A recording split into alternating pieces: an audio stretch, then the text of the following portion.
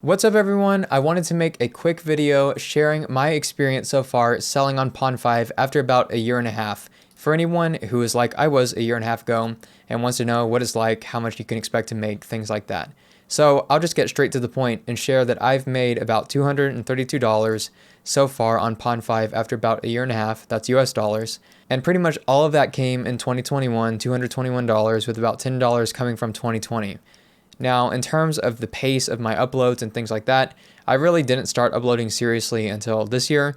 I started with maybe 5 or so songs. I would upload about 1 a month on average. I didn't start uploading a bunch of video content until later. And most of my sales and money have come from video content. I've sold a few songs. They're only about $5 each because they're priced at only $15 and you only get about $5 out of that. And most of my sales and money have come from video and footage of the snowstorm that happened in Texas where I live, which I captured that because I had the idea that maybe it would sell well on Pond5, and it has sold very well, and Pond5 priced those pretty generously, about $60 and up.